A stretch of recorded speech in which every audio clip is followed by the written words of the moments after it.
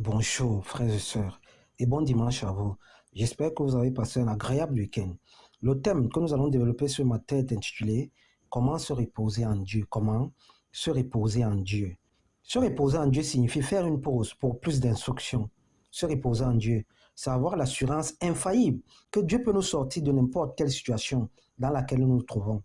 Se reposer en Dieu, c'est s'appuyer sur le Tout-Puissant. C'est décharger à ses pieds nos peines, nos fardeaux et nos souffrances, sans continuer à se lamenter, sans continuer à stresser, car Dieu est notre garant.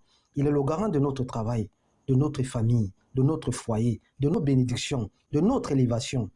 Notre force se trouve dans le repos auprès de Dieu, dans le calme et la confiance.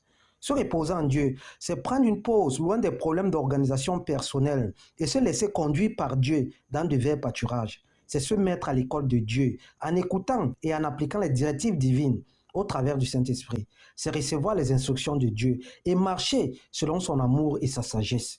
Dieu est le chemin, la vérité et la vie. En lui, rien ne se perd. Tout au contraire, tout devient double.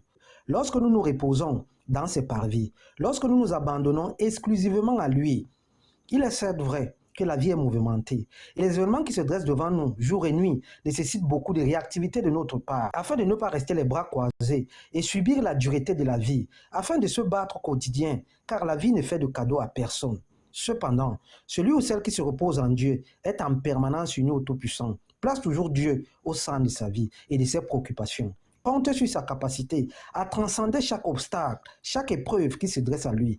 Vit dans les hauteurs spirituelles. Celui ou celle qui se repose en Dieu attend patiemment le secours de son Dieu. D'ailleurs, David prenait Dieu comme son refuge, sa forteresse. Dans le psaume 39, le verset 3, ce dernier déclare « Je suis resté muet dans le silence, je me suis tué, quoique malheureux, et ma douleur n'était pas moins vive. » Et ma douleur n'était pas moins vive.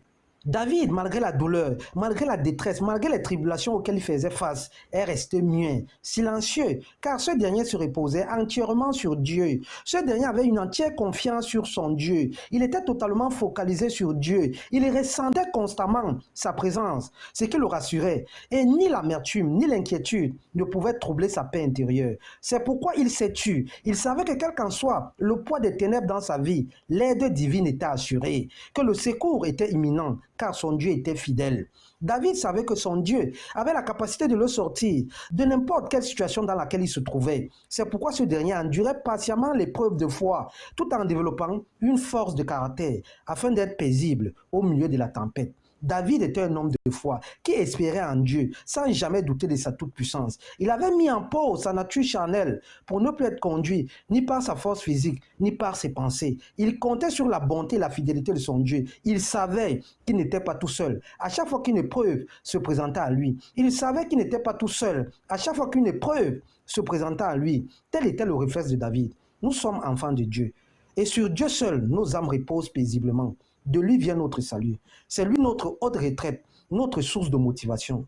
Nous devons nous reposer en Dieu en nous abandonnant totalement à ce dernier. Nous devons lui faire entièrement confiance. La confiance est essentielle. Si nous voulons nous reposer en Dieu, nous devons avoir pour refuge l'Éternel et ensuite garder le silence en toutes circonstances.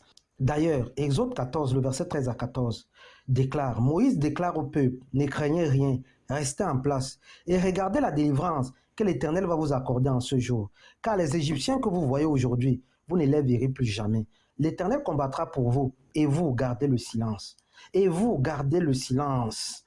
Lorsqu'une épreuve se dresse devant nous, lorsque l'adversité gagne du terrain, les enfants de Dieu que nous sommes devons surmonter nos craintes en plaçant notre foi et notre espérance en Dieu. Nous savons, nous, enfants de Dieu, combien est puissant notre Dieu. Nous avons à maintes fois expérimenté sa bonté et sa fidélité dans notre vie. La seule chose que Dieu nous demande, c'est de véritablement nous réfugier en lui. Nous devons toujours rester en place lorsqu'une situation se présente. Nous devons mettre de côté nos raisonnements et laisser Dieu à l'œuvre. Laisser Dieu déblayer le chemin. Laisser Dieu nous couvrir de ses ailes protectrices au jour du combat. Nous devons laisser Dieu nous conduire, laisser Dieu renverser, déboulonner les situations les plus désespérées de notre vie. Nous devons permettre à ce dernier de nous donner de l'espoir et de l'espérance. Prenons toujours Dieu au mot et soumettons-lui tous les aspects de notre vie. Soumettons-nous à Dieu de tout notre cœur et ne nous laissons pas influencer par la pression et les circonstances de cette vie passagère.